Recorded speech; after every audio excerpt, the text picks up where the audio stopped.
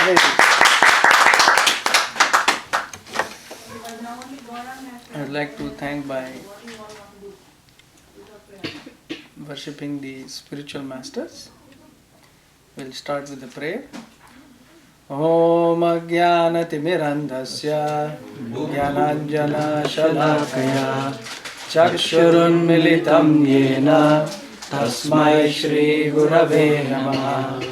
Shri Chaitanya Manobhishtam Stapitam Yena Bhutale Swayam Rupa Kadamahyam Dadati Swapadantikam Vandeham Shri Guru Shri Yuta Padakamalam Shri Gurunna Vaishnavamscha Shri Rupam Sagar Jatam Sagana Raghunathanvitam Sajivam Sadvaitam Savadutam Parijana Sahitam Krishna Chaitanya Devam Shri Radha Krishna Padan Sahagana Lalita Shri Vishakhanvitamscha He Krishna Karuna Sindhu Deenabandhu Jagatpate Gopesha Gopika Kanta Radha Kanta Namostade Tapta Kanchana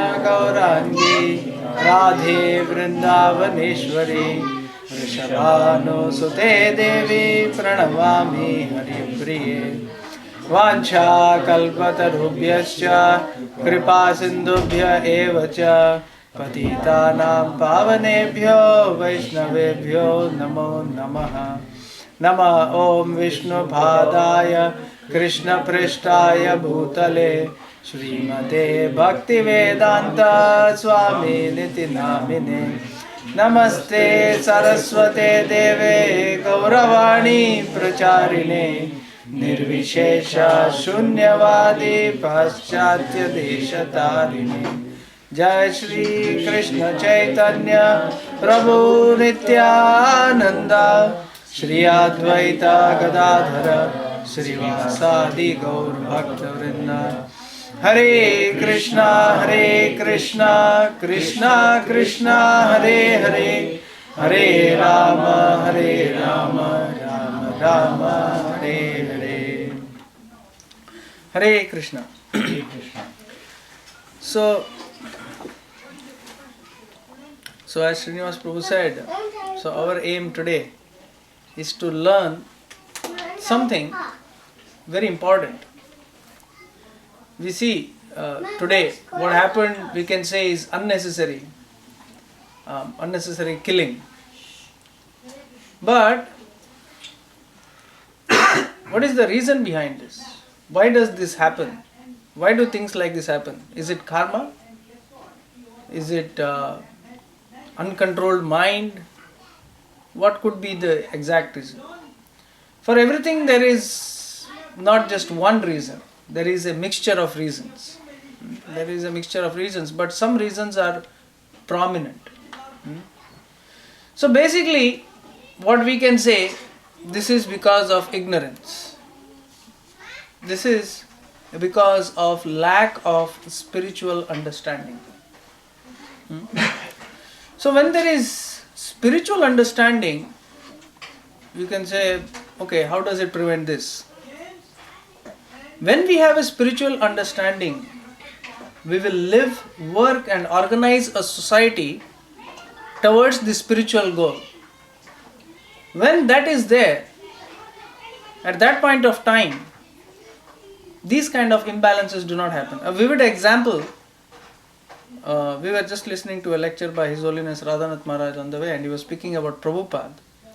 And few days ago also, somebody was telling me, your Hare Krishna movement flourished in the early 70s, the late 60s and 70s. That was the time when the hippies were around. He was saying that.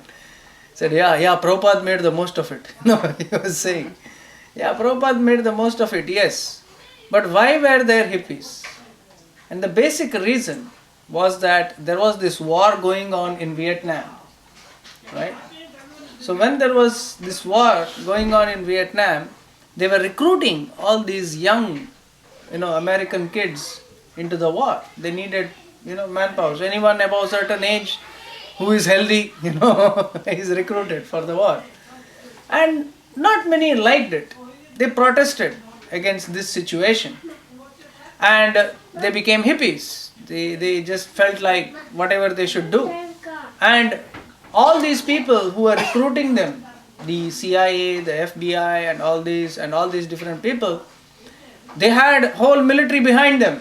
This is National Guards, the government, everyone was behind them, and these hippies were.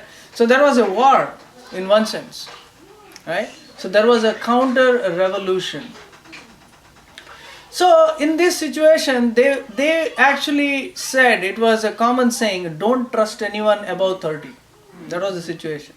But they trusted Prabhupada. And because they trusted Prabhupada, from hippies they became happies. So what did Prabhupada give them? What changed their heart? So spiritual life means to bring about a change of heart. So from hard-heartedness, misunderstanding, to becoming a thorough gentleman, as Prabhupada said. What is a devotee? A devotee is the thorough gentleman. He understands what is right, what is wrong, what is appropriate behavior, what is the right activity, and what is beneficial for everyone. Right? So that is a devotee. So devotee means we are just not talking about a Hare Krishna devotee. We are talking about a devotee in general. He could be a Christian, he could be a Jew, anybody. But who is following the principles of God consciousness seriously, sincerely? So anyone who follows any religion seriously, sincerely, he will definitely get these spiritual qualities. So, in order to gain these spiritual qualities, one has to not just understand, but one must practice. That's one thing. But the speciality about spiritual life, the speciality about Srimad Bhagavatam, the ultimate in spiritual knowledge about this scripture is that just by hearing this scripture, one can actually transform one's heart. Can you believe it? Just have to sit down and hear it. Is it very difficult? No. We have to just lend our ear. So hear attentively. And just by hearing the subject matter, one can change his heart. If hearing and chanting of Srimad Bhagavatam goes on in such a place, there is no question of this kind of unnecessary violence, unnecessary fights. Because, for example, we did a study, I'll tell you, on the influence of lunar cycles, right? Have you heard the word lunatics? Right? Lunatics come from where? Ticks from the moon? No. Lunatics means those who are influenced by the cycle of the moon. Especially in Britain, they did a study, and the crime graph showed during full moon and new moon, when the jackals howl, right? Full moon and new moon is when the maximum amount of crimes take place. So the moon, according to astrology, has an effect on the mind. There is high tide, there is a pull, isn't it? So it affects the mind. Now, at that point of time, the mind is seriously affected, right? But how do you counteract this? Right? How do you counteract? So it was found most of the bars were full because people could not control the mind. Either you binge drink or you binge eat. And then the others make profit out of you. Right? So that is why if we apply Srimad Bhagavatam, if we hear Bhagavatam continuously, like I found, we did a study like this for about 6 to 8 months on two kinds of people. One was the students who were also kind of mental patients. I mean general students, teenagers. And we also did a study on, one of my friends was a psychiatrist, on some psychiatric patients. and also mental asylum. We did all the 3 study. And we found those who took up a study of hearing of Bhagavatam, this influence, we would measure them by their heart rate, blood pressure, simple things which we could measure. Their behavior, certain questions on behavior, which we analyzed. And we found those who took up they are not in a position to sit down and really study, but hear Bhagavatam at least for some time. And we found this affected them in a good way. It's not that just on that day you hear, but you hear continuously, and then when the time comes, you are ready, right? So this Srimad Bhagavatam is a powerful subject matter. Now, how is it so powerful? What is in it that makes it so powerful? Like, I was simply amazed just by understanding the fact that you just hear spiritual knowledge. You just hear spiritual knowledge and you get liberation. You get so much benefit just by hearing. Not even your effort. Somebody else is speaking to you and you just sit down and hear. You are benefited so much. They say Amrita Vani. Amrit means nectar. So what, it's like nectar flowing into your ears. And why? Because when you speak and when you hear, where does it directly affect you? In the mind. So mind is, what is the mind? Mind is what is the mind? There are 5 elements, right? What are the 5 elements? Earth, water, fire, air, ether. Right? So ether. So mind is an ethereal constituent. Okay? Now, the mind is a part of the subtle body. Mind, intelligence and ego. Now this mind, it has impressions, remembrances, habits which are recorded from your past lives. Right? Like you see, not all children born are equal. Some are intelligent, born intelligent. Some are born stupid. Right? You cannot. It's true. Some, when they are born, they exhibit certain nice qualities, right? They play piano or they are bound for greatness. You can see, right? Or some people are born. You see, they are bound to take parents to difficulty or whatever. So you can see there are certain habits, there are certain karma in which takes place. So mind has all these characteristics. It's very difficult how the mind reacts. It's very subtle, it's very fast. What is the fastest of everything? When Yama was asked by the Yaksha, said the mind. Millions of thoughts every moment and you don't know how to cope up with that, right? The mind is so brilliant. It tricks you into assuming to do things, right? This is good for you. What are the advertising companies trying to influence? The mind. Right? By visual, by this, by that. Because the mind then thinking. What are 3 functions of the mind? Thinking, feeling and willing. So they make you think when you out of sight, out of mind. So mind is the center. Now when you hear what's happening, when you hear the mind, ether contains sound. This transcendental sound, when it fills the mind, slowly it removes this karma. It removes these previous habits.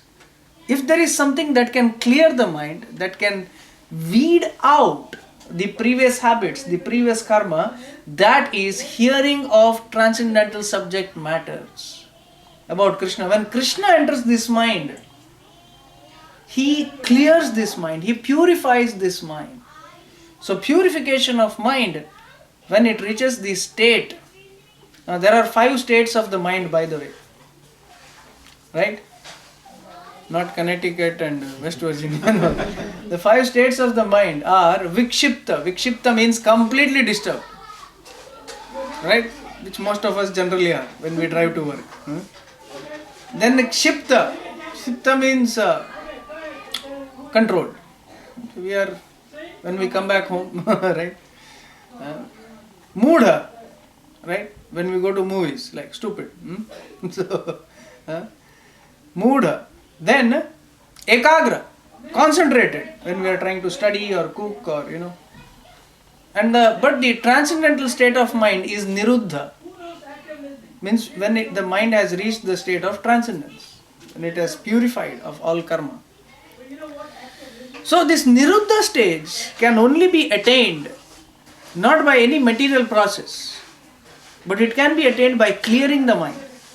So clearing the mind means that is the goal of yoga. Your goal of yoga is to focus, to purify the mind, because mind controls the senses and then you control the body. Right?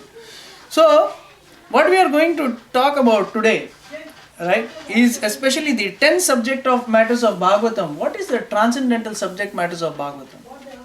How does it affect you so much? Why does it affect you so much? Right? So these 10 subject matters, if we understand, that should be our inquiry. That should be what we want to really study. If people study these 10 subject matters of Srimad Bhagavatam, Bhagavad Gita has how many subject matters? 5. And Srimad Bhagavatam has 10. Right? So, however, Bhagavatam is a postgraduate study of Bhagavad Gita. Right? So Bhagavad Gita stops when Krishna says surrender. And Bhagavatam begins with surrender, begins with worship of Krishna. Right?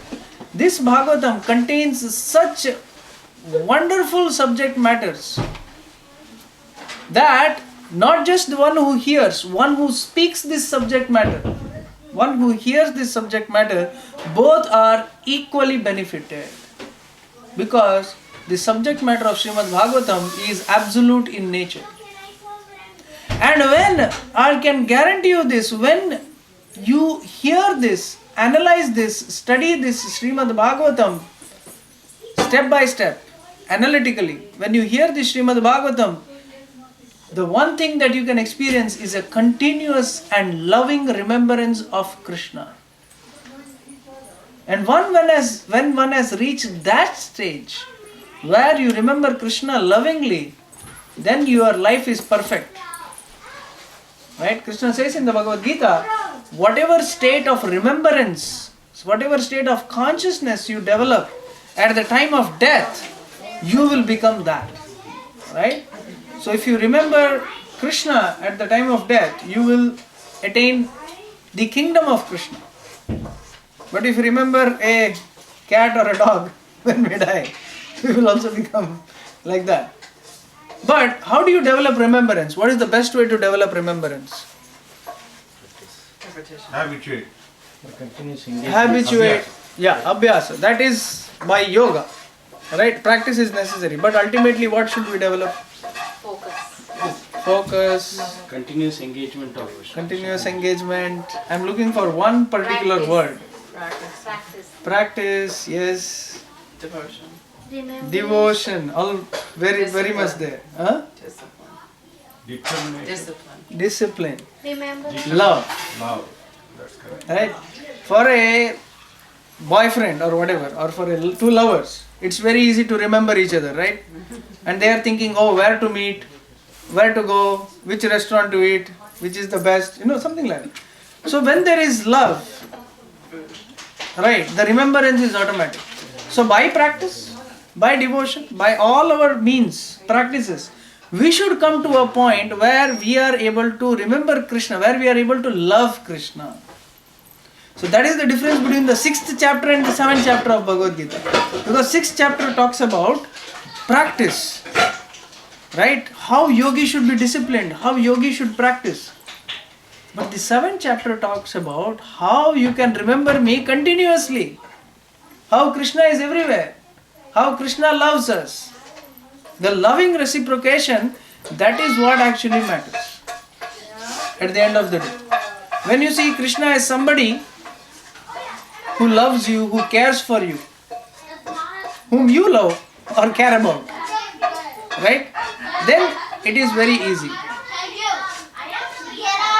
So this loving remembrance will come, of course, through regulated practice, but ultimately it should reach this point.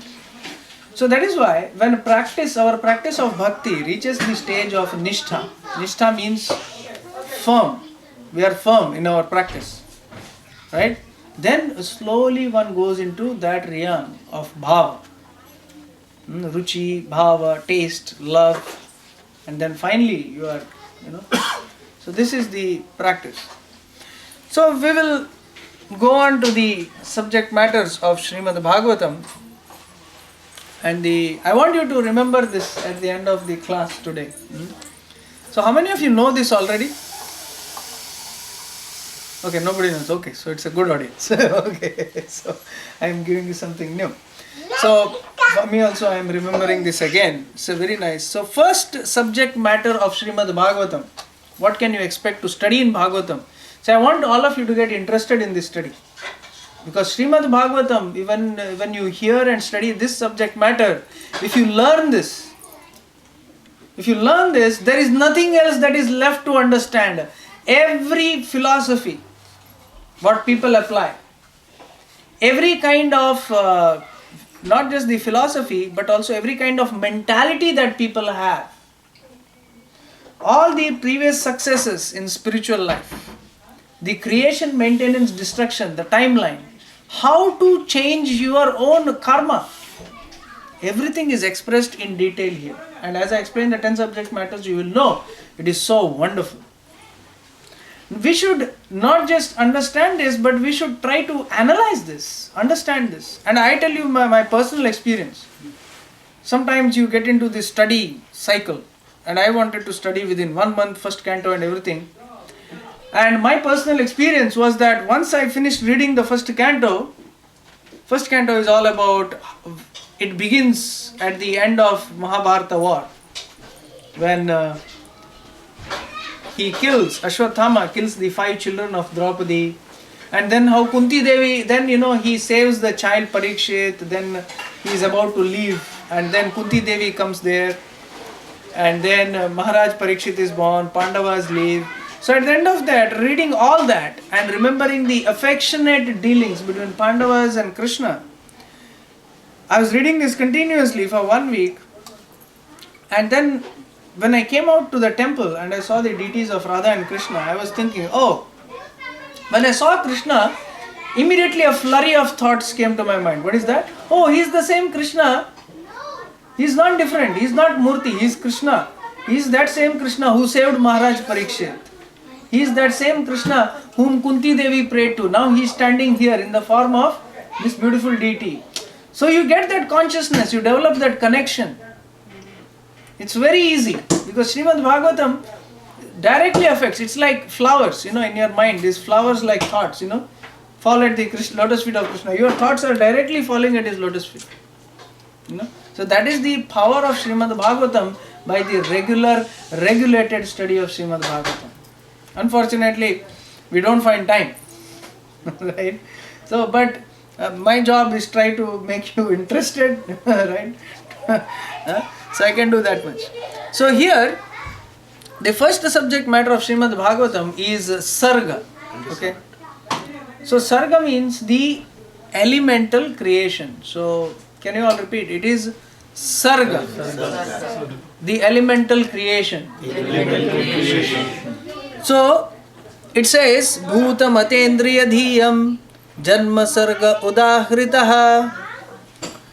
So if you read the 5 gross elements, what are the 5 gross elements? Earth, water, fire, air and ether. Then we have 5 objects of sensual perception, right? The sound, form, taste, smell and touch. 5 knowledge acquiring senses, eyes, ears, nose, tongue and skin. Together with the mind, these 16 principles are created by the first Purusha, Mahavishnu. Within these 16 principles, 8 other principles exist subtly, making there 24 principles of material existence. So, the 24 principles of material existence, the initial elemental creation. So this is actually Sarga. So there are 3 Vishnus. There are 3 Vishnus actually.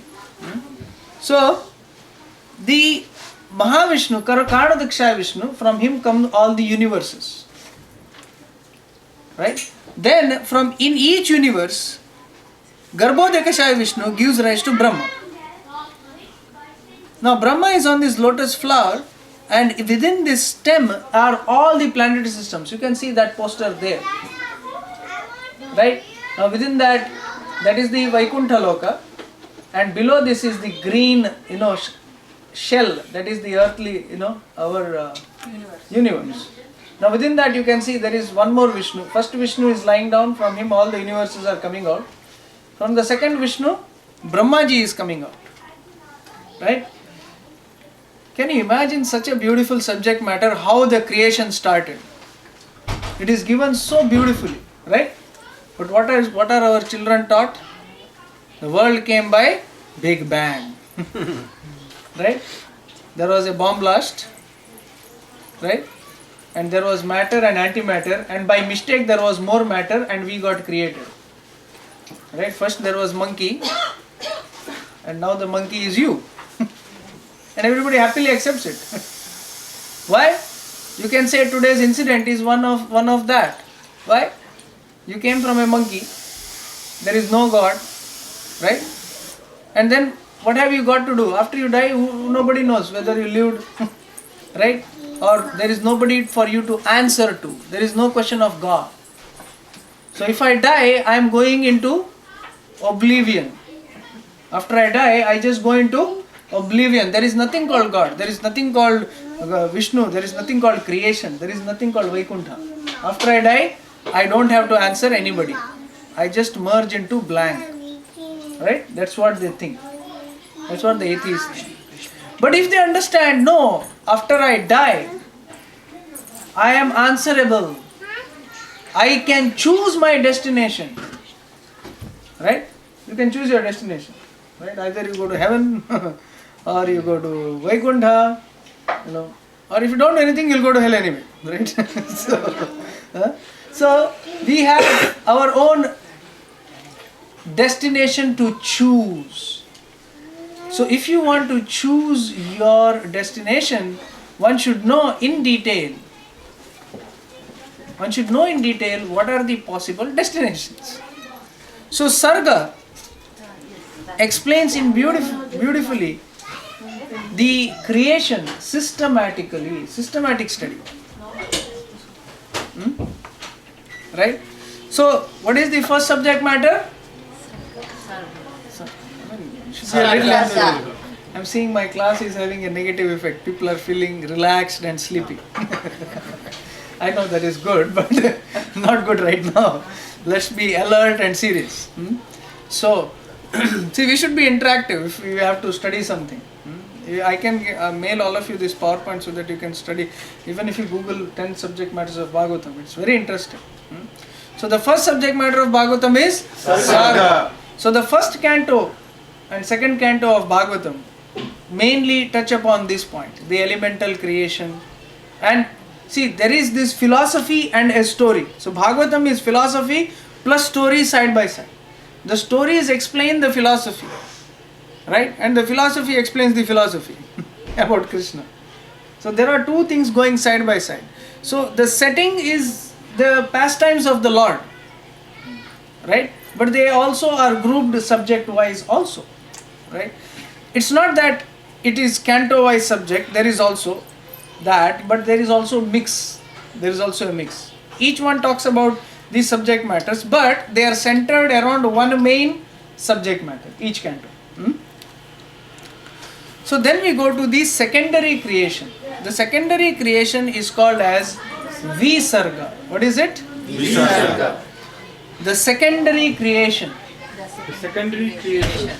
So the Visarga is called as the secondary creation. So the primary creation is created by by Vishnu. The elements are all created. Now what does Brahma do? I give you wheat flour, I give you water, and I give you a little bit of ghee and curd, and I give you a pan. So what are you supposed to make? Chapatis, right? If I give you oil, you have to make puris, like that. So Vishnu creates the elemental creation, the elements and everything, and he gives Brahma the situation from where he can create. So Brahma doesn't create anything from scratch. Brahma did not do a Big Bang. There are people who say, oh, Big Bang, so they try to bring science and Brahma together. So Big Bang is also true, Brahma is also true. So Brahma created the Big Bang. So you should believe in either. Right? Now they simulated Huh? in Switzerland. They try to simulate it. No, see, so they've spent $10 billion. And they tell proton, this tron, that tron, everything. And they found God particle, and few days later the scientist is dead. Right? Now what is the use of finding it? What is the use of finding that? That is also another question. Here it explains, you hear Bhagavatam, you are liberated, you go back to Krishna. Now what if I know there is proton or neutron? What they do is improve washing powder, that's all. So, but this Visarga talks about how Brahma creates. When Brahma is born, he is born into this lotus, huge lotus. You know the diameter of that lotus? The size of that diameter of that lotus is 4 billion miles. Our universe. Our universe is 4 billion miles. So he is sitting in the center of the universe, and all the planets are devastated at that point of time. The sun, the moon, the earth and all other planets, they are all devastated. So Brahma, when he is born, he looks at all this devastation and he is totally shocked. Okay, now what do? He is not able to see anything. So Brahma tries to go into this lotus, into the stem. Goes for a long period of time. And he tries to find out, where did I come from? We cannot do that in the womb of our mother. But Brahma did that. He went. But he went at the speed of the mind for hundreds of years, but he could not trace out. Then he gave up and he came back out. And he sat down and he was meditating. What to do now? What is my duty? Where am I? He was confused at one sense. When everything is dark, even in this room, suddenly if everything goes dark, don't our thoughts become clogged? What's happening? Right? So Brahma was clogged. What's happening? And then he heard 2 words. Tapa. And when he heard that, then he meditated for half of his lifetime, for 50 years. So that's 155 billion years of our lifetime. Our Brahma, the present Brahma, he meditated for half of his lifetime, 155 billion years. That's the calculation. And now he is in his 51st year. In his 51st year, and we are in the, each day of Brahma is called as a kalpa. So we are in the certain kalpa, I don't know the exact thing. But we are in the 51st year of this particular Brahma. And Brahma does the secondary creation. What is the secondary creation that Brahma does? All the devatas, demigods, right? Humans, animals, rakshasas, kinnaras, kimpurushas, the, what do you call, aliens, the non-aliens, everything Brahma creates, right? So how Brahma creates? So this is the subject matter of the 3rd canto. The 3rd canto of Srimad Bhagavatam talks about especially how Brahma creates all the different things, right? So here it is said, Brahmano guna vaishamyat visarga paurusha smritihi.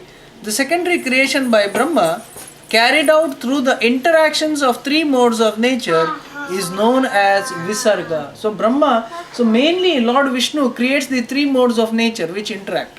So we are also made up of 3 modes of nature.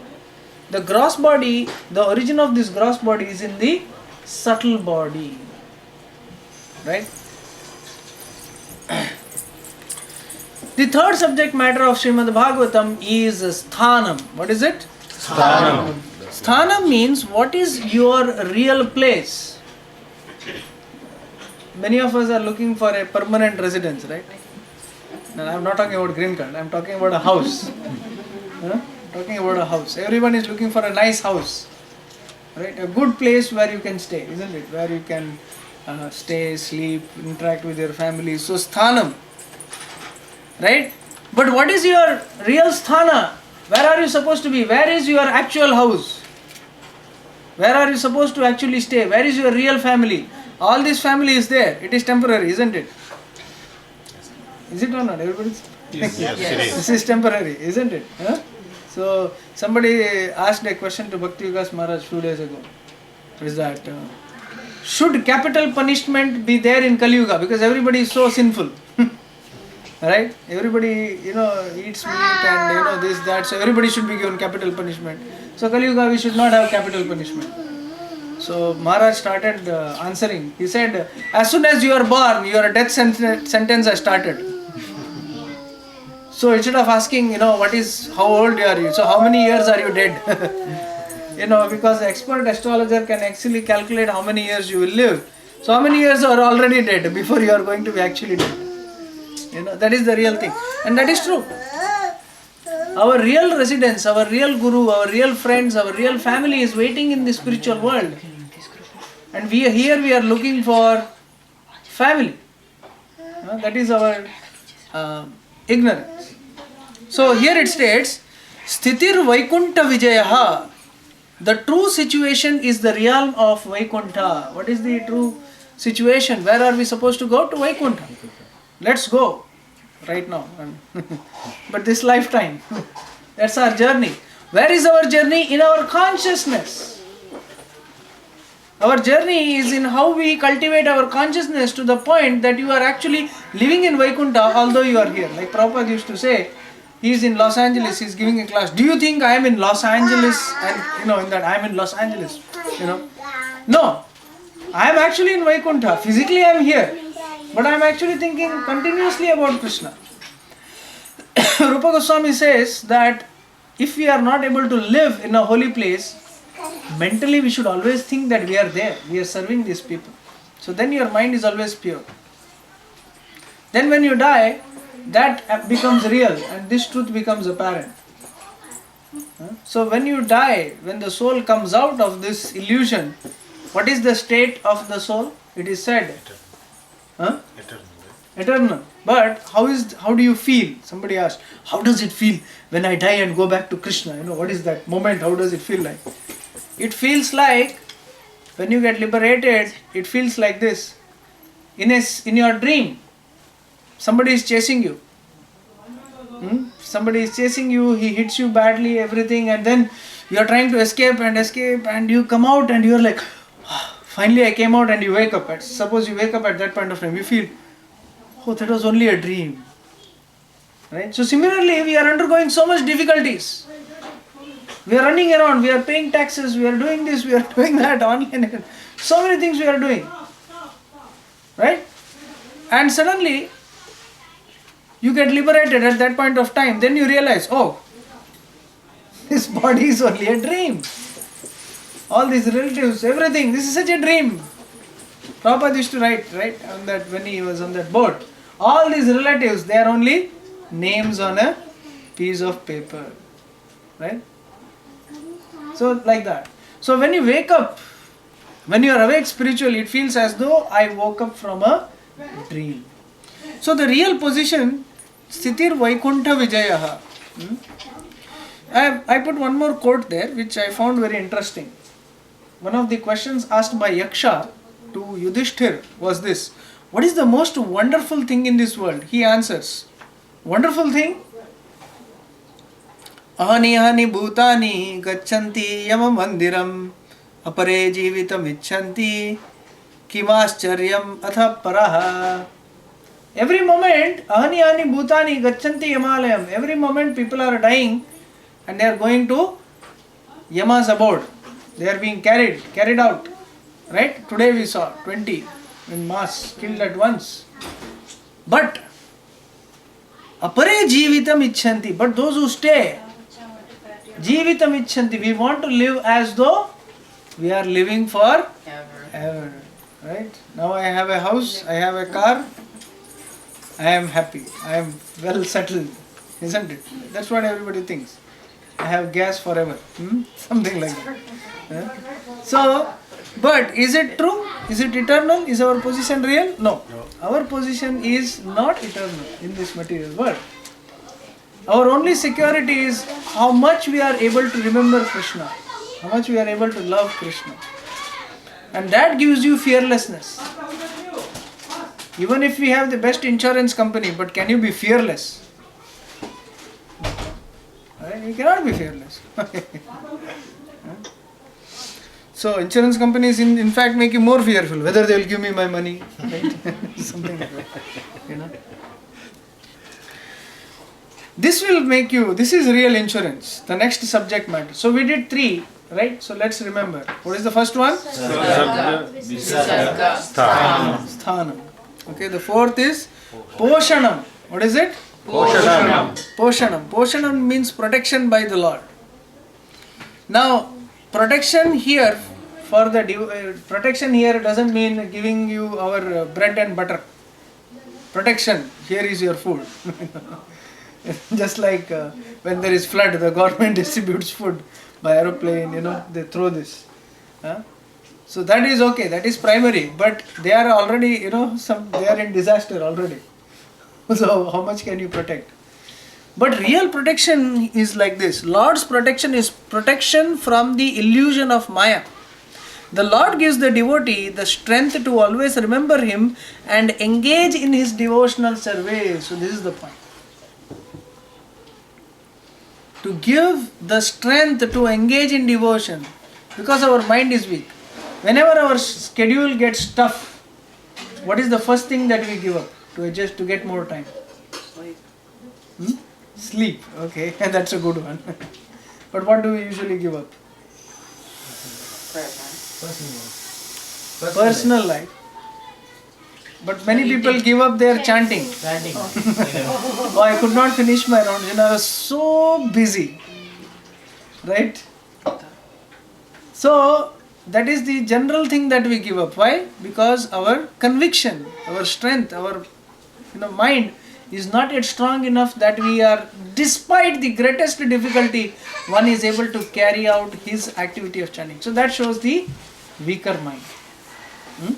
So especially Sthanam, which kind of thing? Sthanam, the description of Vaikuntha. So this is given basically in the 5th canto. 5th canto, description of structure of the universe, and then the universe beyond. Right? So like that. So first Sarga, 3rd Visarga, then then 3rd and 4th Visarga, then slowly tapers into the 5th canto. The 6th canto is basically Poshanam, how the Lord takes care of His devotees. So devotees, the greatest danger is that they give up devotion and engage in non-devotional activities. So can you name a few non-devotional activities?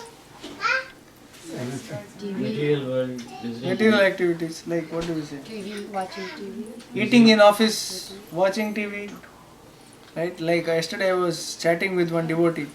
He is looking for a guru to surrender to. So he had gone to Vrindavan. I mean, he is a ISKCON devotee, so he is looking for which guru within ISKCON to surrender to. So he met His Holiness Radha Govind Maharaj. So he liked him very much. He wanted somebody who speaks in Hindi and everything. And then as he was speaking, I said, what did you speak to him? Prabhuji, he told me not to eat food in my office. I said, wow, okay, what an instruction. So he said specifically, don't eat food from outside. It is better to starve. I said, but Prabhuji, I eat because, office, if I keep on refusing their food, my boss might get angry at me. But then I said, we should know how to work this out a little diplomatically. Of course, he can pack his food and take. His wife is a very nice devotee. So, we see, in such situations where there are these kind of difficulties, we need to be intelligent enough to handle the situation. So that intelligence we should pray to Krishna on the basis of our conviction. Like for example, in our company when I used to work before for some time, they never used to allow camera mobiles or certain mobiles with certain capacity. So, but this devotee, he showed his blog, Hare Krishna blog, where he get responses and this and that, and people ask for spiritual guidance. He showed it to the manager and he said, I have to take this particular mobile because it is set up with everything, for me to, because people are in distress and I can help them with this website. So he convinced his boss, and he was the only guy without telling anybody to allowed to take that camera legally. Right? So that is an art, how Krishna allowed him despite these difficulties. So whatever difficult situation it is, if we are intelligent enough, it can be worked out. So that is the protection, where our Krishna consciousness is protected. So that is called as Poshanam, protection by the Lord. Then the next comes Utayaha, the creative impetus. What does mean by creative impetus? Utayaha karma vasanaha, the impetus for activity is the desire for fruitive work. Right? So material world, what are we doing? Fruitive work. Right? I am the enjoyer of the fruits of my activity, right? Everybody wants to be well situated, which is also required, when we are in a family environment, especially you need to give protection to your family. But the desire for fruitive activity is the driving force behind all work within this material world. So the karma vasanas are the accumulated residue of one's previous activities. So every material activity we perform creates a residual impression within our consciousness, which is carried with us life after life. The sum total of these impressions form our creative impetus to work. Right? So you do one karma. The example is very simple. Somebody is getting a salary of, say, throw a number, $5,000 a month, which is not enough, but $5,000 a month. Right? So after some time, he gets a better job. Right? He gets a job of, say, $10,000 a month. He's happy. It's better than what he was getting before. But 2-3 years later, he sees his market demand is increasing. He can make more money. So he might increase his salary to 20. Right? So 20,000. But then he realizes, if I do this, this and this, then I can actually make about 30,000 a month. Which is... The question is, does he stop at any point? No. One leads to another, leads to another, leads to another, right? Now, who wants to be a millionaire? Everyone. Okay.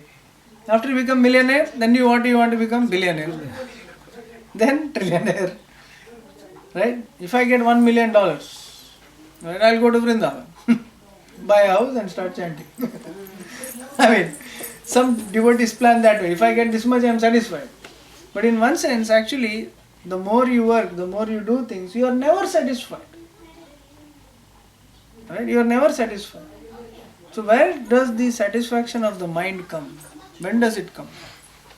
Or how is it? How do you get the inspiration to work? So that is explained in the Bhagavatam. How this material attraction to these material objects, illusion. Right? Till children, till they go to college, like before we went to college, we were in 10th standard, so we were so much talking about college.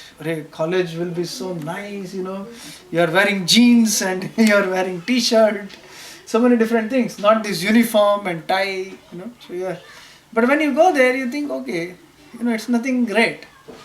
Then you go to, maybe in graduation, when you do your degree, when you come out, you are happy, but after you do your degree, you are not happy. Right? You are more confused now what to do. So how there is this false illusion which makes everyone work life after life, which makes people from every continent, every animal from every species is working. Right? So how is that? This creative impetus. So this is basically in the 6th and 7th canto. Then comes the Manvantara. Manvantara means, okay, let's repeat it. Manvantara. Manvantara, the change of Manus. So, Manvantarani Saddharmaha, the reign of Manus are the establishing the eternal religious principles. Now, who are Manus? Manus are the, progenitors, Prajapati. They are the rulers of the different planets, under whose guidance development of different species and other things takes place. So, in a day of Brahma, there are 14 Manus. So, each Manu rules for a certain period of time. And this Manu, for example, the sons of Manus, the different Prajapatis, from them are born the different species of animals, humans. So it is very important to study the life of different Manus. So this is also explained in the Srimad Bhagavatam, right?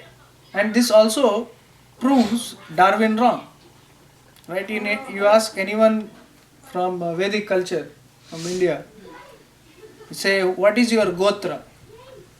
Right? What do you say? What is your Gotra? Kaundinya. Huh? Kaundinya. Kaundinya. And you know, what does that mean? That there was a Rishi sage named Kaundinya, from whose Maitra. family they have descended, right? But does anyone say monkey? No. Right? We did not. Right? It's not, we were never evolved from monkeys.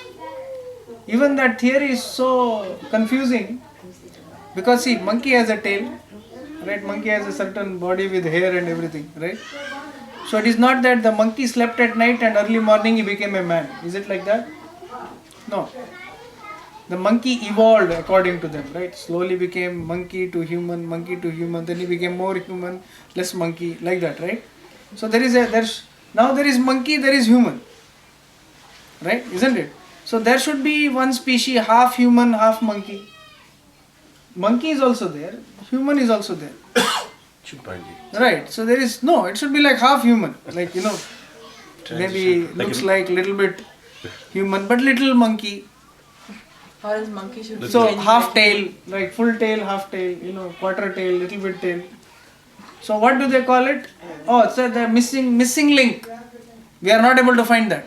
But it happened, so it is missing. In between everybody died, monkey remained, man remained. So thanks to Darwin, we have such theory, and this is being taught in schools. Your grandfather was a monkey. And the children accept it. Question, just because you seem like you have an answer. Why did they do it? Why did they do it? What was the need to implant that? To get that kind of a philosophy. See, as Kali Yuga advances, it is said, people come up with different theories. And as people become more and more sinful, I'll tell you one, like a joke, but it was very nice. When I first came to Krishna consciousness, to a devotee, to meet a devotee, when I was in college, he was also a new devotee. So he told me one thing, if you want to love Krishna, Krishna will introduce you to a devotee. But if you want to commit suicide and bury yourself, he will give you a shovel. So what is that shovel? Shovel is a philosophy which makes you an atheist. So time to time when people are sinful, right? So this kind of philosophies come in which try to contradict God. These philosophies are basically to tell you that there was a chance, right? You don't have to worry about karma. Just enjoy. That's what everybody thinks, right? You live only once. My manager was like that. One life, one game, play hard. I used to think, what? Play hard means what? What should I play? So she used to work like anything. She used to smoke 20 cigarettes a day, more than 20. And she was, even when she was pregnant, I was shocked. So this is the philosophy that they are not God conscious. Do you feel it was deliberate? Pardon me? You feel it was very It is deliberate. So the demoniac philosophy is like this. You come out with something which is so silly, but which looks real, which you prove, and that's what you call propaganda. You actually think it's propaganda purposeful? Yeah, propaganda In the means you system. tell a lies 100 times, then you begin to think, oh, it may be the truth, right? It affects. Like for example, they did this study in 1960s and 70s on in America only, on this doing this. Like for example, they did this game where some people in a prison, right? They made some people guards and some people prisoners just to check the mental effects. Like if you see, these were all experiments, and they really found when you placed the situation and made them, they were beginning to think like criminals, and these guards were beginning to mistreat them. It really happened. So they took it very seriously.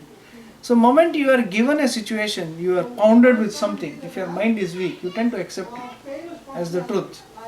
Like during Hitler's time, everybody had accepted Hitler, as something very special, isn't it? So it may be or may not be true. So it's propaganda. You feel it was deliberately, Deliberate. willfully activated in the people. Exactly. Wow. Even Darwin himself says, I am not sure if what I say is right. But the disciples of Darwin, they found it. Wow. Put it on his head, Right. And they brought out this philosophy. So similarly, there are so many things which are just propaganda, like this dinosaur. It's not that there were no dinosaurs, but just to throw a number, 60 million years ago, there was this thing with a big tail and it walked like this, So there is also propaganda. So there is a lot of things, like advertising in India.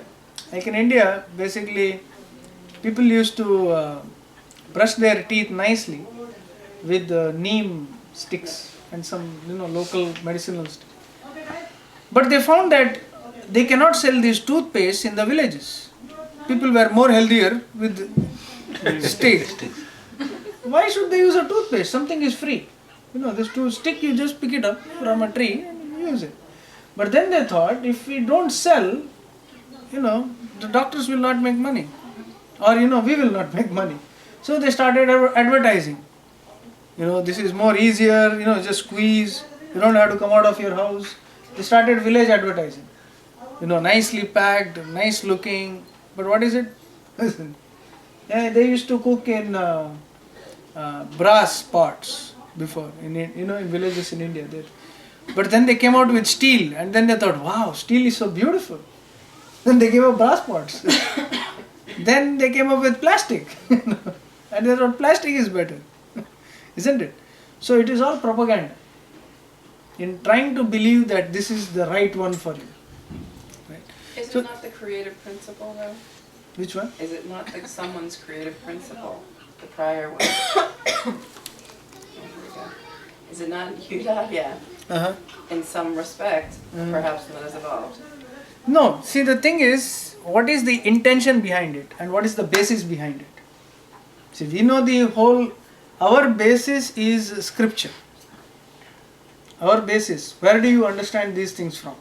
Our basis is scripture. I cannot just think on the top of my head, right? See, scientists, for example, whatever they say, they try to verify it by experimental means and everything. But how much can you experiment? What is the limit? Right? So there is a limit to what we can do, what we can think.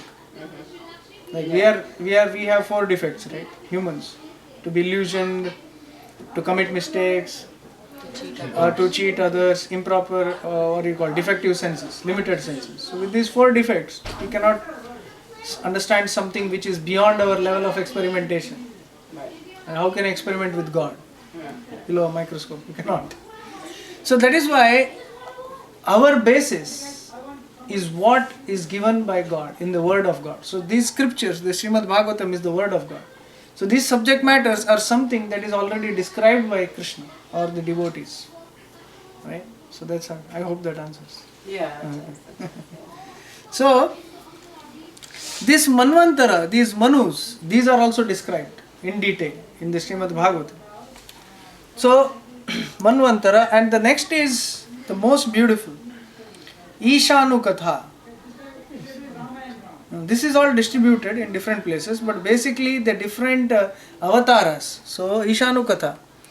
Avataranucharitam Haresha Chasyanu Vartinam Pumsam Isha Katha Prokta Nanyakhyano Pabrimitaha. The science of God describes the incarnations of the personality of Godhead and his different activities together with the activities of his pure devotees. So you see, there is Lord Vishnu and his beautiful incarnations. So why does he come? How does he come? What is the purpose? So this is Ishanu Katha. Right? So if you see, why did Narsimha Deva come? Why did Lord Narsimha? Why did he come? To kill Hiranyakashipu, yes, but also to experience the love of Prahlad. So there is an external reason, there is an internal reason. For example, even Lord Ram, right? He wanted to experience the love of Sita in separation, actually, right? But he also came to kill the demon. So why does Lord descend? So these are the questions. And we have so many questions, but the real question is, why did the Lord come? What is his purpose? Who is he? So Ishanu Katha. And the next subject matter is also Nirodha. This is, I think, 8th canto or something. Nirodha. So Nirodha is destruction. Lord Shiva is basically in charge of destruction. So there is creation, there is maintenance, and there is destruction. So destruction, how this destruction takes place? At the night of Brahma, there is a partial destruction. At the night of Brahma. Then, at the end of Brahma's lifetime, there is a complete destruction. So every day of Brahma, there is a partial destruction. Between the yugas also, there is a small destruction. So when does this the great destruction?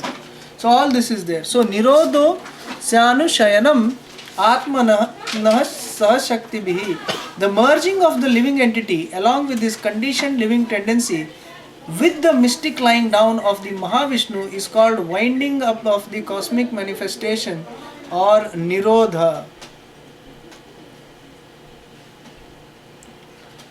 So when this universe is destroyed after millions of years of existence, if we have not studied Srimad Bhagavatam, at least after this lecture, if you have not taken up a systematic study, then if you have not completed your bhakti, then you go back into the stomach of Lord Vishnu, waiting for the next creation to be re-released with another body, with the Big Bang or whatever, So we come back. And then, till we finish our bhakti, we are in this material cycle. So, pralaya means that ending. And the next subject matter is mukti. Okay, so let's repeat it. Mukti. Mukti. Right? Liberation. So what is mukti? Muktir titvanyata rupam swarupena vyavastitihi. So real mukti means to be situated in the right swarupa, in your right relationship with Krishna. Everyone has a relationship with Krishna. So when that relationship is revived, when that lost relationship is revived, that is real mukti. Those who have not yet, the yogis who have seen the Brahman, the yogis who have seen Paramatma, until and unless they develop a loving reciprocation with Krishna as a devotee, they are still in Brahman. They cannot enter Vaikuntha. As long as the soul does not revive its relationship with Krishna, he cannot enter Vaikuntha. So he can only enter Vaikuntha when he develops that loving relationship with Krishna. So that is real mukti. And I think this is the last subject matter. Yeah. The last subject matter of Srimad Bhagavatam is Ashraya. Ashraya means the complete shelter. So who is our shelter? The Supreme Lord Shri Krishna is the complete shelter. So what is it given? Abhasasa cha nirodhascha abhascha nirodhascha yato hi adhyavasyate sa ashrayah param dhama paramatmeti shabdyate. The Supreme One who is celebrated as the Supreme Being or the Supreme Soul is the Supreme Source of the cosmic manifestation as well as its reservoir and winding up. Thus He is the Supreme Shelter, the Absolute Truth. So Krishna is the ultimate protector, the ultimate shelter of all living entities. So when we take shelter of Krishna, we actually become happy. So all of us have to take shelter of Krishna. So that is real Ashraya. So actually by studying Bhagavatam, this is the ultimate thing that you do. You come to the Ashraya of Krishna. You give up everything else. So Prabhupada calls Krishna Sambam Bonam. Not God. God means, somebody who is just a creator, destructor, that is also there. But Sambam Bonam means He is the life and soul of all the souls. He is completely, He is everything. Everything for the soul. Completely. So that is Sambam Bonam. And this relationship is causeless. It's eternal. It's existing. Right? So this transcendental realm can only be experienced through the Srimad Bhagavatam, the topmost science. So if we study the Srimad Bhagavatam, not only will we liberate ourselves, but a true Bhagavata also liberates others. He becomes an asset for society. Wherever there is a Bhagavata, there is goodness everywhere. This was the basis with which Prabhupada preached Srimad Bhagavatam, Bhagavad Gita and Bhagavatam. So our request to everyone, please take up this study very, very seriously. Wherever there is Srimad Bhagavatam, Krishna is there. Because Krishna is the book form of Srimad Bhagavatam is the book form of Krishna. That is true. So that is why Prabhupada translated the 10th canto of Srimad Bhagavatam. That is, so all this leads to the Krishna Lila. If you have read the Bhagavatam systematically, the incarnations, the families, when you go to the 9th chapter and everything, 9th canto, the different family chains, roots, they are all explained. They come to, like for example, the Surya Vamsha, they come to Lord Ramachandra, the Chandra Vamsha, the Yadu Vamsha, and all these slowly go into the 10th canto where there is Krishna. Right? The Raghu Vamsha and all that comes to Lord Ram, and the Chandra Vamsha and all this slowly flows into the 10th canto into Srimad Bhagavatam, that is Krishna Lila. And then you get into the intricacies of Krishna Lila. And then if you have followed the Bhagavatam, if you have studied the Bhagavatam step by step, then you will be able to experience, actually be able to enter into Krishna's pastimes in the 10th canto. So this is the blessing of Srimad Bhagavatam. It was said in one village there was a big ghost who was troubling the entire village. And this Sri Bhaktivinoda Thakur actually asked this devotee to read the Srimad Bhagavatam for the next 12 days continuously below that tree where this ghost was supposed to be residing. At the 12th day or 10th day? 12th day, this tree fell down. Means the ghost became liberated. So for any problems that you have in life, for any difficulties that you have in life, to increase your devotion, to reduce the difficulty, to increase your devotion, both, there is only one solution. Read Srimad Bhagavatam. Rupa Goswami, Sanatana Goswami, the great acharyas of our sampradaya, they used to engage different brahmanas to come and read Bhagavatam for them. They used to have a Bhagavatam study, like a lab. They used to have Bhagavatam and how you can understand the intricacies of Bhagavatam. So Bhagavatam is so intricate, so powerful. So So if we study this, another topic which is very important, why Bhagavatam we should study? For our own children.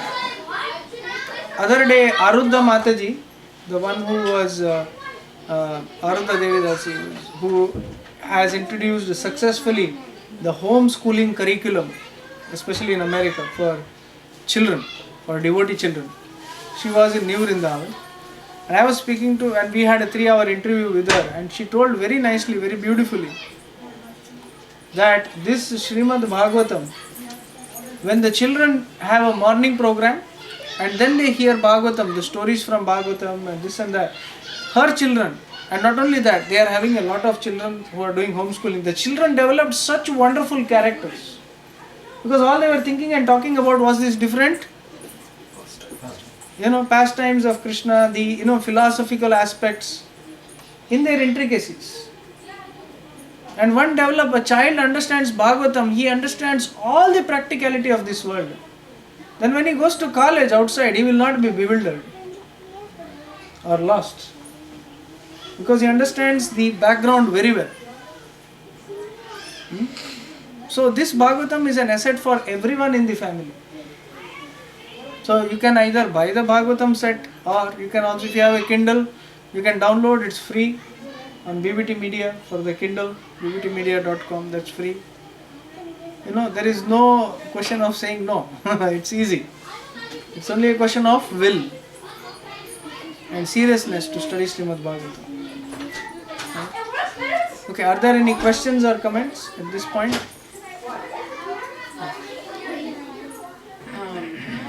For each transition to each of the stages, if you might say, do you need, like you initially said, the gentleman sought out someone to surrender to? Do you need, in your practice, let's say this practice, someone to do that before you initiate study in each of these? And or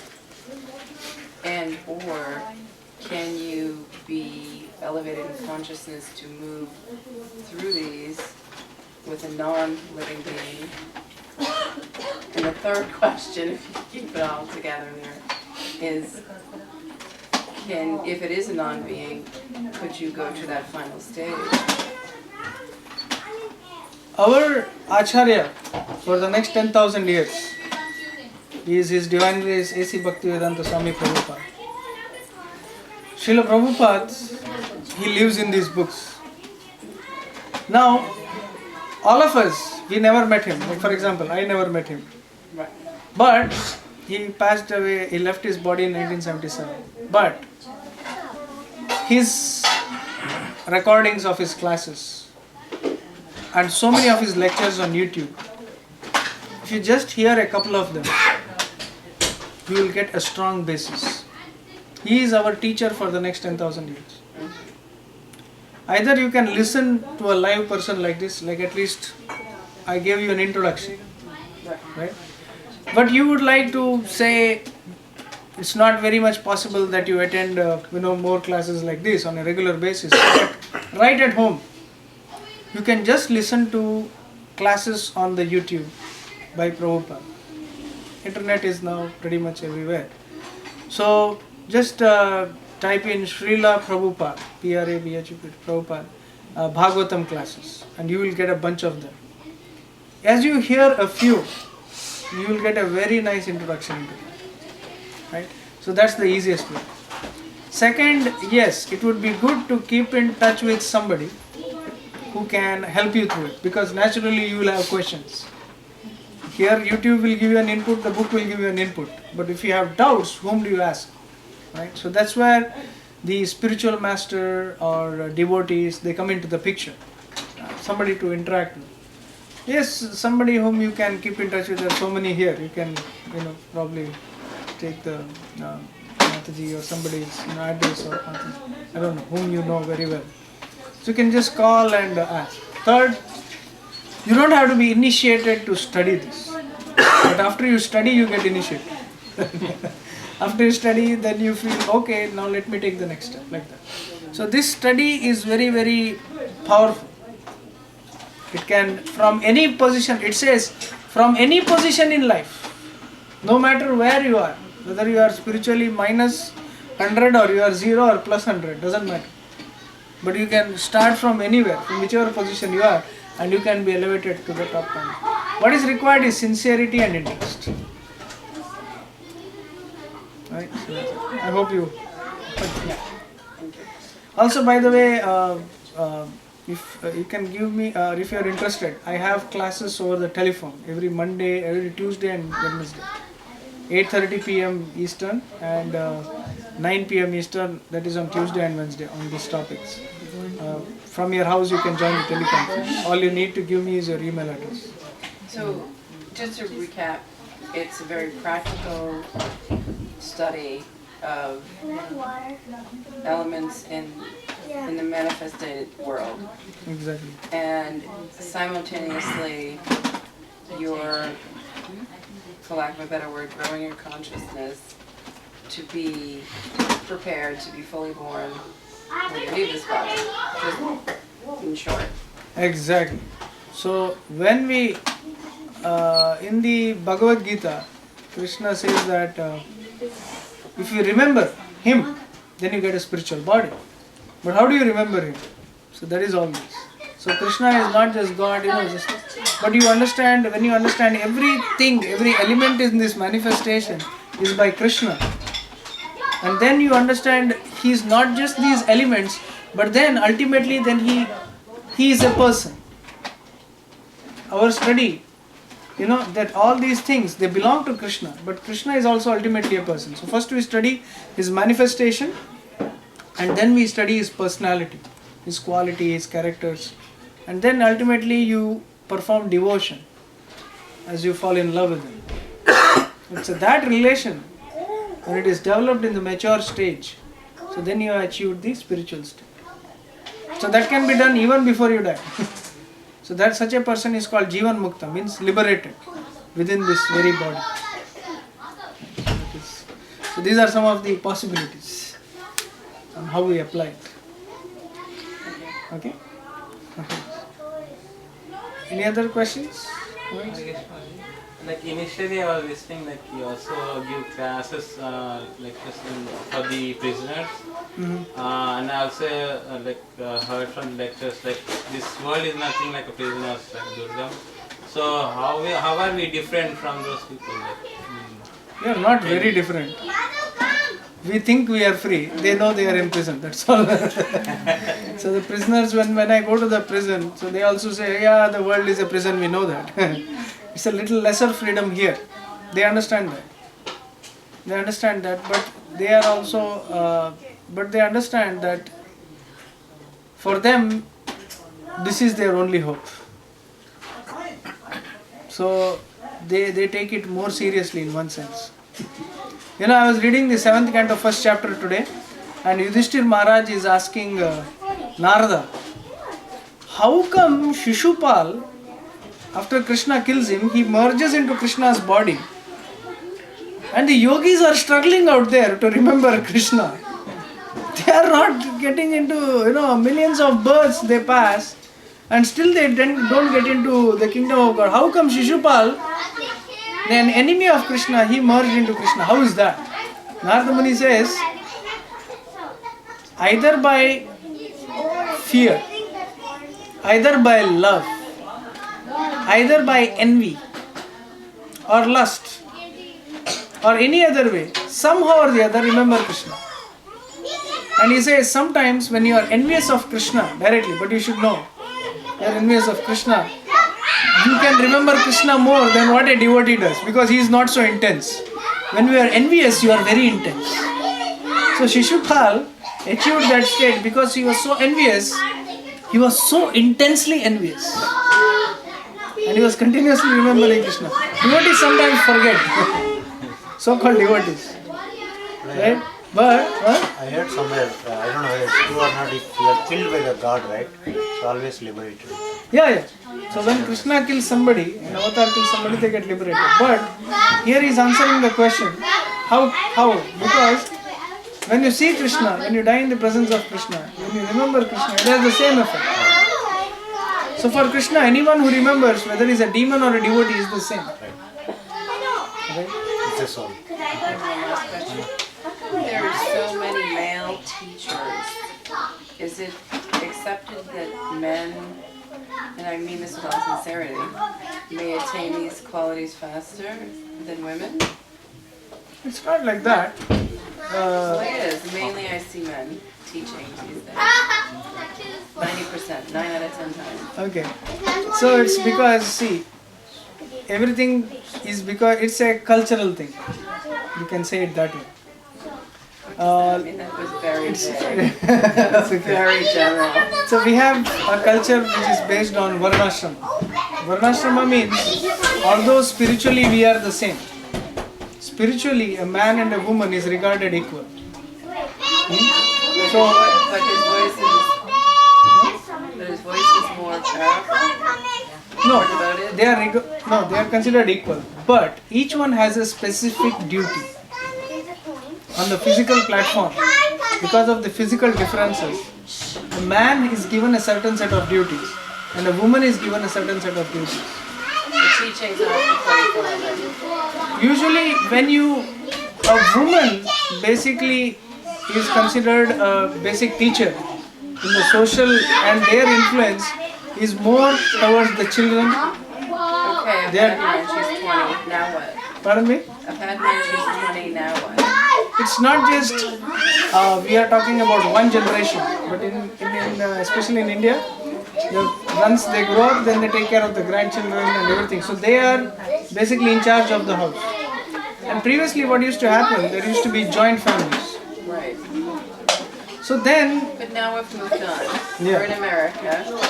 We have families, some with older generations, some without. We have American devotees. You know, I'd love to help Dorothy with her child, but I don't live near her.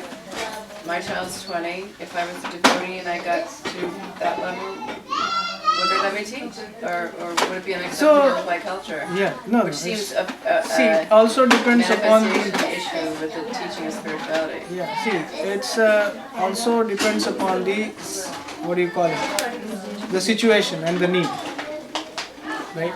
So, what is acceptable and what is practical. Like I have seen in, especially in places like Bombay, for all the women, when they have a program, Yeah. they have a separate program, and all the women take care of it, right? And only the women give class and everything. But it's like a subset of the original Yeah, program. yeah. So they also do that. So and they have their own programs in which no men interfere. So that is there, right? But women would never teach men. Women, in the sense, it's best to teach them. They always The taboo to have even their say own that, I'm programs. so sorry. In the sense, the thing is, why? Okay, let's say in another sense, also. And to me, I just want to say that I don't see any difference. Genderism is not an issue in spirituality, so to me, I don't even address it, whether you were male or female. To me, Yeah. So, in another thing is also culturally, like it is considered, it's considered that especially in a husband is supposed to be called as the guru or the teacher, basically, right? And the woman, like other day I was reading this same article, there was this issue going on, and it is said a woman, the best, I mean she can do all this teaching also, but what is the best teaching that she can do? What is the best teaching that she can do is by her character and quality, she can inspire the man, right? And Prabhupada always a great said, teacher should be a great teacher. Of all yeah, that. in a sense, a woman does a lot more things in one sense than what the man does, right? Of course, these teachings, but a woman can do a little different things in terms of interacting with children or in social arena, influencing other women, you know, because now what we see basically. You do both, though. Pardon me? You do both, though. True. You're affecting women, you're affecting men, you're affecting children. This is one thing that I am doing. But if you really look at it, let me put it this way. What was the topic of discussion was also family breakups nowadays, which is very rampant, Yeah, which makes people insecure. yeah. So one of the main reasons that was found was that the women, if they are too independent, right, then there creates a clash between the man and the woman. Absolutely, Right. yes. Previously, the women used to be subordinate Yes. more. When also, the point there comes is when the men are of high quality. High quality. High quality. It means the men are truthful to their wives. They are celibate before marriage. So that's where it comes down to. And they were culturally very strong. They used to have their own practices and everything. So the women could look up to these men who are powerful and look up to them as their protector and one who can guide them spiritually. You know? So that way. Guide in the sense both help each other. So wife is called as Ardhangini. Ardhangini means half. Better half. Better half. Yeah. Right? But the Shastras also say that the strength of a woman, especially a married woman, is her shyness. Right? Mystery. Yeah. Other phrase say mystery. Yeah. Yeah. So this shyness gives the woman that strength, that purity that the woman has. So then she can give birth to powerful children. Right? Because of her purity, she does not mix with other men, even eye-to-eye contact or something like that. So she preserves her purity, and this is what then later on she gives rise to those children. And then with that character, she brings up that children with that purity. But today's society, sadly, like somebody gave this class, he said, the first thing that this social media, the television, and the free mixing of the man and woman, what this is trying to do is remove that shyness, right? Yeah. Yeah. So when they remove that shyness, what happens is, for example, these beauty contests and all these different things. You know? So what are these doing? A woman who is well clothed, well dressed, protected, okay, they are not highlighted. A one who removes everything, okay, we'll give you money and gifts. You know, you wear these clothes and we'll give you money. So they are trying to entice. So everybody thinks this is acceptable. This is socially. So in that way, what happens? Now if you see, because of that, what kind of a married life do they have? Well, we're way off the topic, and no disrespect of No, whether what I one was, can give a spiritual teaching. no, what I was trying to say. We just went off into total. Yeah. No, what I was trying to say. What I was trying to Frenzy. say. Yeah, what I was trying to say is, Yeah. a woman when she is protected and she is shy and she is well protected by my man who is spiritually also very serious and strong, Sure. right? So it helps the cause and she feels happy in that protection Sure. than to just but there are other women who give classes as mothers. For example, I told you this Aruda Mataji. Sorry. There is this lady by name Aruda, and she homeschooled her kids. Now she is about 50-55 years old. Both her children are now one of them is a chaplain in a university, and her other son is also a full-time devotee. Now she is going around all over the world and she is preaching, and she is going alone without her husband. But she is already a mother of two, and she is already, she takes one of her son with her, basically not her husband but one of her sons, and she preaches. So in that she already she's old and she is having her son with her, and she is preaching. So in that sense they are exhibiting in that motherly way. So our process is we help the women reach that position as a very good mother first, and later on when they reach a maturity they can preach. It doesn't mean they are lesser. But giving a class, I'm not saying Yeah. they are, I was just commenting on, it seems like 1% are women who teach, Yeah. and 90% are but they, men who teach. yeah, because the point is they do a much better thing there than here. So that's it. I hope it's okay. I know it may be a little. No, I just see so many men that are so great with children, and so many women that are so spiritually tuned in, and their minds are so refined to everything that you're saying. Wouldn't it be a great loss if the father couldn't maturely nurture their children and the mother couldn't teach spiritually to anyone when those are their gifts, See, our biggest, one of our societies, one of the biggest lack which we are working on is to get children, devotees children to become good devotees. So that's where the mothers are working together. They are this homeschooling, this, that, so much of work is going on, yeah. So that's going on right now. So in that way, I think in that the women are more involved in that teaching rather than the men. right. And it's not just their children, but in So it general. would be freely accepted once you've passed through that Yeah, passage exactly. to go on to do other things. Yes. Thank you. I Hare appreciate Krishna. getting put on the spot. Yeah, Hare Krishna. That's a little longer. Poor sentence starting, Any- yeah? Yeah, I'm sure everybody is a little. So any questions, comments? I have a question. My question is, why Vishnu is creating all this? To give us a chance. When the soul, No, everything. Well, Brahma created from the womb the three Vishnus, right? So why everything? Why this is happening? why this creation is going on? So the same thing.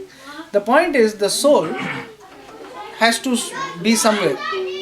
The soul is active. Which soul? We, Oh, us. this is created soul, right? No, the soul is not created. Not by the The Vishnu. creation, okay, let me clear this question. The soul is not created. By This Vishnu. world is created, like for example, you build a house. The house did not build you. You built the house because you exist and you want a place to live. Let's take it that way. You came to Boston. You came. Right? Now you to stay in Boston you need a house. Isn't it? So you came here, so you build a house to stay. You existed. Right? And Boston existed before. You came and just created a house. Similarly, the soul and the material world, they are existent already. But Lord Vishnu evolves this creation. Why? Because the soul right now, he is not able to live in Vaikuntha because his consciousness is low. Right? So he gives the soul a chance to come to this material world and develop his consciousness spiritually, both ways. Bhoga apavargartam. Either the soul can enjoy in different material bodies, or the soul can elevate himself spiritually. So this world has two purposes. For the soul, because the soul is eternal. Okay. Soul is never born. Soul is already there, eternally. The soul can come here, spiritually develop itself, or soul can again enjoy different bodies and again degrade itself and go to lower species. So it is a chance for the spirit soul to exhibit his activities. Probably, I know it's getting late, but what is the proper way of reading Bhagavatam? Why? Because, as far as I know, probably, Bhagavatam has several pastimes of Krishna. When we read a book, we always interpret in our own way. And we try to correlate with what Krishna does. So, and we offend a lot. So what is the proper way of reading Bhagavatam? Second thing is, what is the mood in terms of, I know that we always talk about surrender and love through which we need to actually read. But in today's time, it is difficult to do it in that way. So what is the best mood through which we can read Bhagavatam? See, our basic philosophy is hearing. So what I would suggest before we start studying, you hear a little bit of classes. See, there is on the net, there is freely available Gurujan Prabhu's Bhagavatam. First hear from Prabhupada. Just listen to 1.1. You can go online. You can download everything. Prabhupada's Bhagavatam classes. So when you hear 5-10 classes, Gopi Parandan Prabhu, he translated, right, 11th and 12th canto. He listened to Prabhupada live for more than 200-250 classes. He listened, he heard personally from Prabhupada. Then he continued to hear. Right? So after hearing sufficiently, then you are in a position to read and analyze. Because the mind, today morning I was seeing, there are different states of the mind, I said, right? Sometimes you feel the mind has a thick covering, where you see everything, when you are lusty, the mind is only thinking about lust, how to satisfy.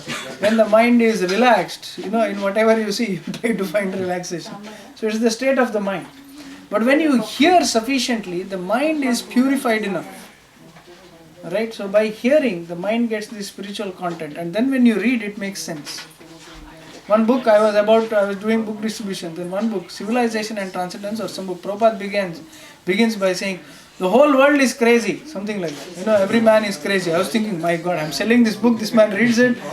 First sentence is, whole world is crazy. I was thinking, my God, I was myself not having the conviction. But then after reading, then I understood, okay, I am crazy. I should read this book. So like that.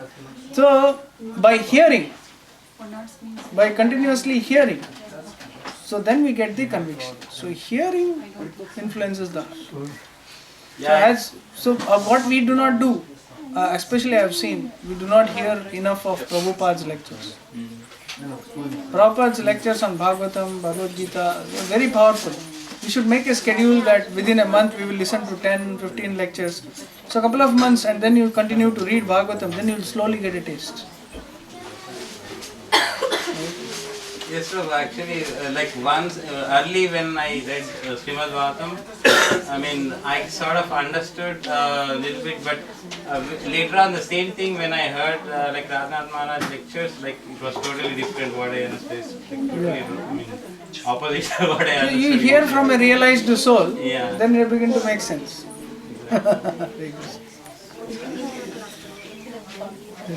Hare Krishna. So we stop here. One question, bro. Yes, one Before more the question. prasadam comes. Okay. He is the host. He is the host. We have to answer that. No, it's not like Might not get pressure. They are giving for kids first. So I see that in Bhagavad Gita, it says that every human has the individual soul and the Paramatma soul. The Paramatma soul observes whatever the individual soul is. So what will happen after death? Can you enlighten something? The Paramatma accompanies the soul as long as he is in the material world. So when he has to go to Vaikuntha, that is the time when Paramatma merges within Vishnu and the soul enters the spiritual world. The Paramatma form is also a temporary form of the Lord in the material world to accompany him. But when we develop love for Krishna, this Paramatma, for example, when Hanuman tore his heart, there was Ram, Lakshman and Sita. So he already had the Lord with him. So the soul, when he enters this material world, the soul is accompanied by the Lord in the form of Paramatma to guide him through the different births. So as you said, I think till you get that love to the Krishna, so the soul will go back to Brahma. You Go said back that? to Brahma, right? Brahma, Vishnu's stomach. Vishnu. It will keep on going there till the pralay. After many cycles like this, then once the soul gets liberated, then you will go to Vaikuntha, like that picture there. You go to the spiritual world from the material. But again, after human birth, right? Next time you will not be born as a human, right? Again, they say that you have to come to all the species life, and then only you can come to the human life. Depends on karma. If we have good karma, we may be born as a demigod, as a devata, even as Brahma. You have very bad karma, you may be born as a cat, a dog, or whatever. But of course, once you chant Hare Krishna, once you eat prasad, you will definitely get a human birth next time, or a demigod birth. I was hearing somewhere they says that for devotees, real devotees, even the hellish planet is good because they don't care. I mean, we should not think about that level right now. Yeah, that is true. Far back as I That a devotee is a liberated soul. Yeah. He is not bothered with material conditions. Like Kanakadas was being whipped, Right. but then he was so attached to Krishna, it did not matter. So Krishna glorifies his devotees. Hare Krishna. Hare Krishna. So we will just revise the 10 topics. Yes. So that's why I revise. So the first subject matter is Loudly. loudly. Huh? The first subject matter is Sarga.